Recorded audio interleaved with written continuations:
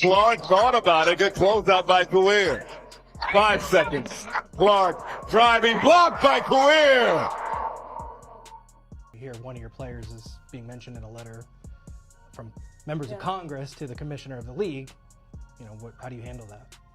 Again, that's not something we can control. We're not affiliated with those groups, and we try to keep the main thing, and focus on the thing.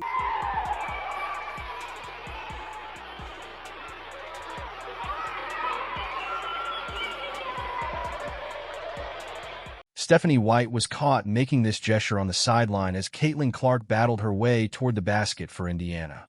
The cameras captured the moment clearly. White wasn't clapping, shouting instructions, or showing the urgency you'd expect from a head coach while her franchise star was taking contact at the rim. Instead, White pushed both hands downward in a gesture that many viewers interpreted as if she were mocking or dismissing the attempt.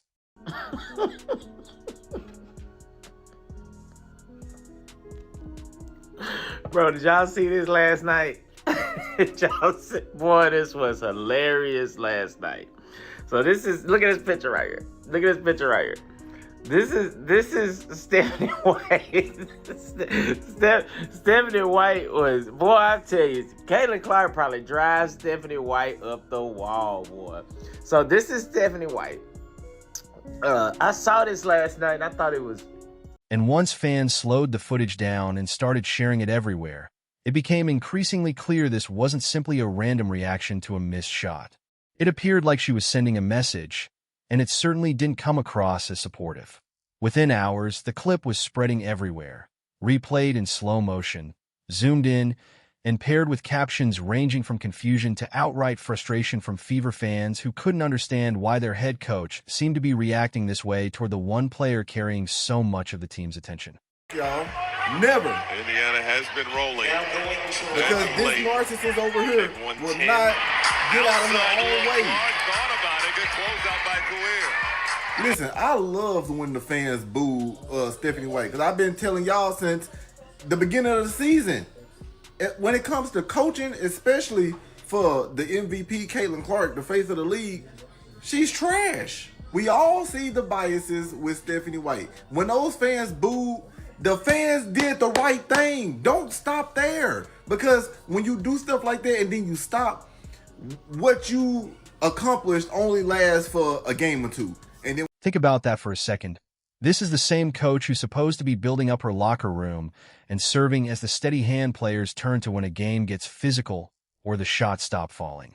Instead of encouraging her best scorer through a difficult possession, she's caught on camera making a gesture that appeared to imitate the missed attempt, throwing her arms downward as if to say, "Come on, that's not it." So rather than looking supportive, the reaction left many viewers questioning why Caitlin Clark, the player carrying so much of Indiana Fever's offensive spotlight throughout the season, seemed to be receiving that kind of response. Crazy, right? You might expect that level of visible frustration toward a struggling role player going through a rough stretch off the bench, not toward the player who consistently keeps the team in the national conversation week after week. And the timing makes it even more striking because this happened during a live possession in front of a packed arena and a national television audience, not during some private film session where a coach could express frustration behind closed doors. The way you coach the game, you ever notice that third quarter or fourth quarter, does it ever impact the way you coach? The fans?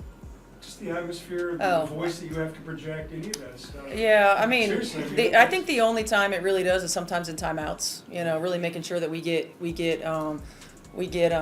tight and we get in there and making sure that we can project that. I mean, look, when they're on the other end, they act like they don't hear me anyway. Like, I'm used to that. So I was a player too. I did the same thing. No, I mean, I do think, I think that you got to have some signals. You got to have some awareness in dead ball situations of looking over if we're going to try to make some adjustments. And this doesn't appear to be a one-time incident either. We've seen similar moments play out in several other games as well.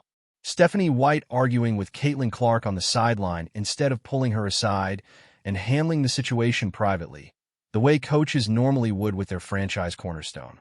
Back in May, cameras appeared to catch White confronting Clark during a blowout loss to Portland, taking her out of the game early and replacing her with a rookie guard while Clark stood there visibly frustrated, shaking her head and raising her arms in disbelief. Teammates reportedly had to step in to calm the situation on the bench before it could escalate any further in front of everyone watching. That's not simply coaching under the pressure of competition. It looked like a coach publicly clashing with her franchise player in front of a national audience. And it helped establish a pattern that has continued to follow this team ever since.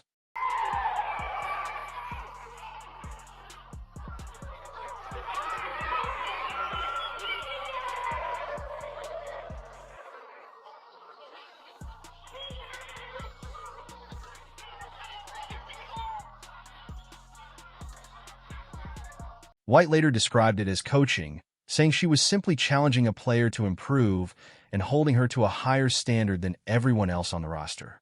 Fair enough, coaches challenge their players all the time, and accountability matters at every level of the game. But there's a difference between pulling someone aside after a timeout and having a calm conversation away from the cameras, and publicly confronting your best player during a live possession while she's still trying to process what just happened on the floor. When Clark was asked about it afterward, she brushed it off as two competitive people simply wanting to win. Nothing more, nothing less. She defended her coach without hesitation. That's the kind of loyalty a franchise player shows even when the optics are working against her. And it says a lot about Clark's character that she took the high road instead of publicly throwing her coach under the bus when she easily could have. She intentionally seeked out the official. You were backwards to them. Did you even know they were there in that moment? And through the forearm. That too. Did you know they were there? No. Did they give It's you really bad. a different explanation of anything? No, that's Give what I us was the told. same That's what I was told. Yeah. Was your tech for the argument? My tech was for saying that, even though I heard the F-bomb the whole game. My tech was for saying that. Like that's a bad call. That's a bad call. Incidental contact when you're flying out of control, like on it. And I thought her teammates should have come up and talked to her about that as well. Like I think that's really bad. That happens all the time in the game. Officials have to have some awareness in those moments, and it didn't happen. I presume you plan to appeal that one? Yes. It's already appealed. But loyalty only seems to go one way here, and that's the real issue running through all of this. Because it's not just missed layups that appear to trigger this kind of reaction. We've also seen Stephanie White fail to fully stand behind Caitlin Clark after some genuinely tough fouls this season, moments when a coach's first instinct should be protecting her player, not staying quiet. There was even a stretch where Clark received a technical foul after making contact with an official while arguing a call, a decision that was later rescinded after the league reviewed the situation. And instead of immediately coming out strongly in defense of her star when it happened, White's public response seemed measured at best, almost hesitant. Compare that to how quickly some coaches around the league step in front of a camera when their star player gets hit or receives what they believe is unfair officiating, and the difference in urgency becomes pretty noticeable to anyone paying attention. Yes, sir. Push it. Sophie with the lay. Oh, shoot. Bruh. Uh-oh. Oh. Wow. She ain't like that at all. Bro, I need to see a replay, but that was a hard foul. All right. Across the face. Oh, shoot. What? That's almost a clothesline in the air. She didn't come close to hitting hand or ball. That's 100%. That could have been a way worse situation. Like, look at that. Come on now. Look at her leg. Like, she could have really got hurt. Yeah, Sophie wasn't thinking about fighting. Like, let's be real. She wasn't really finna fight. She wasn't making that. She wasn't finna make that move. Has been upgraded to a flagrant foul, penalty 2. Yep. I'm like, if this ain't a flagrant 2, why she looking shocked? Why is she looking? And it's not just Clark who's noticed this pattern developing over the course of the season. Sophie Cunningham has experienced something similar as well. When Dejanai Carrington was assessed a flagrant 2 foul and ejected after making contact with Cunningham, a play that several analysts described as dangerous and unnecessary, White's initial reaction after the game didn't come across as the kind of outrage you'd expect on behalf of her own player. I mean, look, it was a hard foul. I don't think that Dejanay intentionally came out to get her across the neck like she did, but it did happen, and I thought it was the right call. But, you know, one of the things about Nay is that she's going to play her butt off, man. She's going to compete. Nobody's going to go walking in for a layup. And so I don't oppose the hard foul. But I also don't think that she intentionally went for the net. She actually said she didn't believe Carrington intentionally targeted Cunningham's neck and suggested that Carrington was simply going to play her heart out, essentially defending the opponent before defending her own roster. Cunningham herself later pointed out that White hadn't even had a chance to clearly see the replay before making that public comment. Imagine taking a hard hit on national television and then hearing your own coach explain away the actions of the player involved before she's even properly reviewed the footage herself. Our player safety is always a top priority for me. One of the things I pride myself on is my relationships with players. I thought the play got called right. Thankfully, Sophie's okay. Was it egregious? Absolutely. When you have a chance to watch that over and over and over on replay, you can see that. I didn't have that in real time. The hate, the fear-mongering, the divisiveness, the stuff that's trying to hijack our league will not win. It won't win. We are united. We are connected. We will not be divided. Every day these women put their on the line. Every day. When they go low, we go high. Love will win. Grace will win. Humility will win. And kindness will win. I stand by them. I will always stand by them. Everybody else can go to hell. To be fair, White walked some of that back a few days later after the backlash started building online. After watching the replay multiple times, she came out and called the foul on Cunningham egregious, using much stronger language than her original reaction, and delivered a passionate statement defending her relationship with her players, saying she stands with them through everything, win or lose. She talked about love winning, grace winning, and told critics who questioned her commitment to stop doubting her character. That's a strong statement, and it deserves to be acknowledged instead of dismissed outright. But here's the thing. A fiery press conference days later doesn't erase what happened in real time. In that moment, her player needed support the most and received hesitation instead of a forceful defense. The instinct shown in the moment can reveal a lot, and at that point, White appeared to downplay the situation. Job of finding a way. Okay, really good job of finding a way. We started to expand that fist and then we came back together. All right, that was really good stuff. Now we know we got a lot of stuff we got to work on, right? We know that. But being able to come away and withstand what we withstood in that run and to be able to pull together, get some key stops, shot C. Yeah, hell yeah, see? Great pass, so. It wasn't pretty, okay? It wasn't pretty. We still got room for growth, a lot of room for growth, but great job getting the W on the road. You got that 3, 1, 2, 3. Now, if we being honest, let's just keep it real.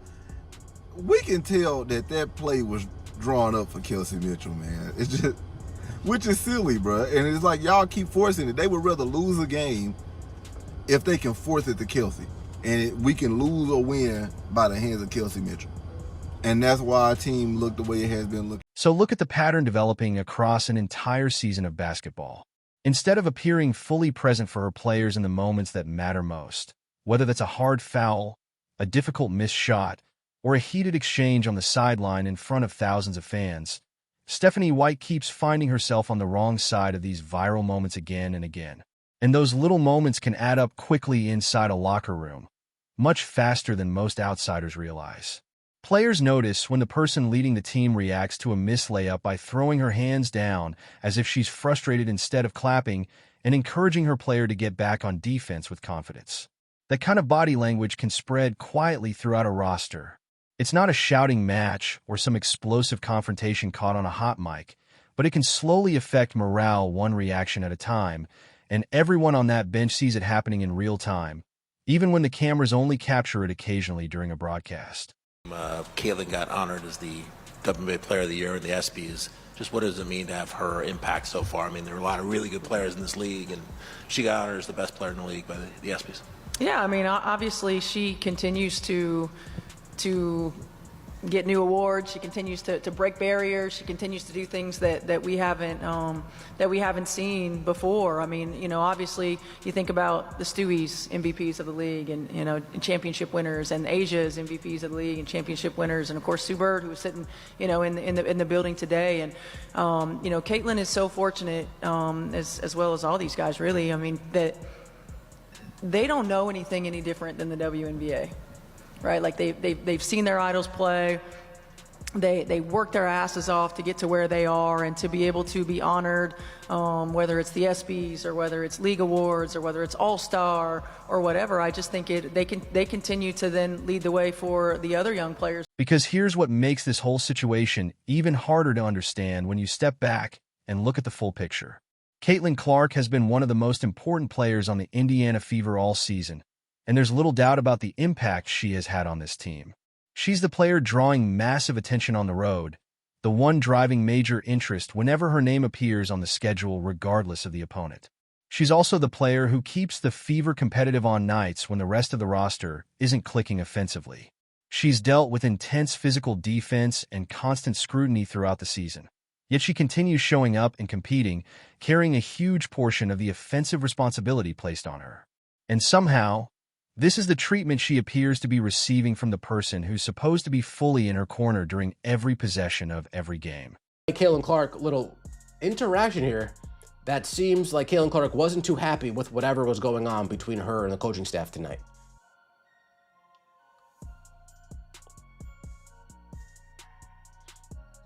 You got Stephanie White doing the yapping that she does. Caitlin Clark doesn't want to hear it. Physically cringing. Look at this. Physically cringing, looking physically ill.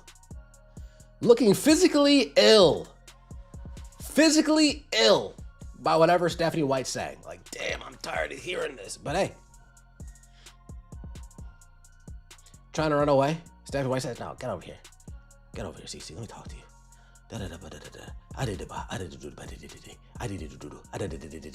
Don't you walk away from me. Stephanie's like, yeah, I'm walking away. So picture this from Clark's perspective for a second, because it's worth really thinking about. She's out there battling through contact, trying to finish a play at the rim, doing exactly what a franchise player is expected to do for her team in a pressure moment. Then she gets back to the locker room after the game.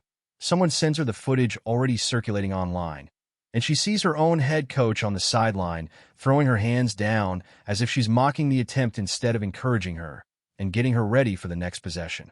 What is she supposed to think when she watches that on her own phone?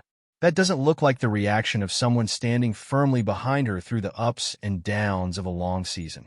It looks more like the reaction of a frustrated fan in the stands than a head coach standing beside her best player through adversity. Fever fans, Caitlin fans, this will never work. Them two being together will never work. If you feel like it will, then you need to stop being delusional. You need to stop being oblivious and all the other things, because it's not. And the main reason it's not is because Stephanie White has all the characteristics of a narcissist. She can clearly see, I need to go right because this will get me to where I need to go. But say, nah, I'm gonna go left. I'm gonna go this way. Like, it makes no sense. Fans, it's okay. You don't have to keep being nice when somebody else is not being nice. The pattern is what makes this so difficult to dismiss as a coincidence. This isn't just one isolated clip taken out of context. It's the Portland sideline confrontation back in May. It's the restrained response to Clark's technical foul situation that was later overturned on review. It's the initial defense of the player involved in the flagrant foul against Cunningham before White publicly changed her tone days later after the criticism intensified. And now it's this latest sideline moment. That pattern matters more than a lot of people realize because locker room morale isn't built during easy blowout wins when everyone is smiling anyway. It's built during moments like these instead. The missed layup, the hard foul, the frustrating road loss. Those are the moments when a player discovers whether her coach is truly in her corner, especially when the cameras aren't necessarily focused on every reaction. If Caitlin Clark, arguably the most important player on this roster, keeps receiving sideline reactions like this instead of visible support and encouragement, it sends a quiet message to everyone else sitting on that bench too.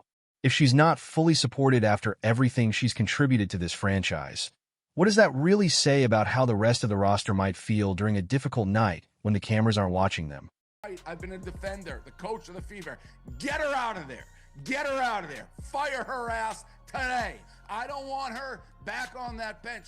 Stop defending the other players. Oh, she plays hard, DJ. That's just her being her. You see Caitlin in the press conference almost cover her ears and her eyes. Defend your players. First of all, you're wrong. It was a dirty play. She's gone. But when do you ever see in like the NBA a coach not defend their own players? She hasn't done it with Caitlin when Caitlin got punched in the throat. She didn't do it. I don't care if you agree with it or not. You're wrong. But it starts to make me think you care more about the overlying social issues and not pissing off other people in the league and saying men can play in the league, because she's one of those players. Coaches, when asked, always is taking the far left side of it. This isn't politics. Your player got assaulted. Defend your player in the press conference. Be like, yeah, that was a dirty play. She should have hit the showers. She acts like she's the coach of the other team. I don't care if she's the best X's and O's, when she's not.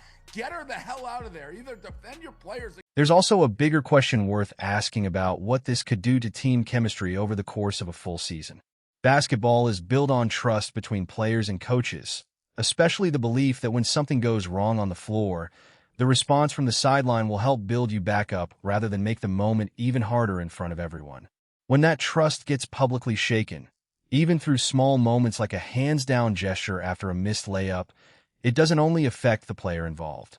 It can send ripples throughout an entire locker room of teammates who are watching how their coach treats the player who's contributed so much to the franchise. Sophie Cunningham has seen some of these moments. Fans have noticed them even on nights when little else was going right. And Clark has continued defending her coach publicly whenever reporters have tried to create tension between them. The least she deserves in return is a coach who encourages her after a difficult miss instead of appearing disappointed in her own franchise player. Whether Stephanie White intended that specific gesture as mockery or not, the footage is now public, and fans watching at home have already formed their own opinions about what they believe they saw on that sideline.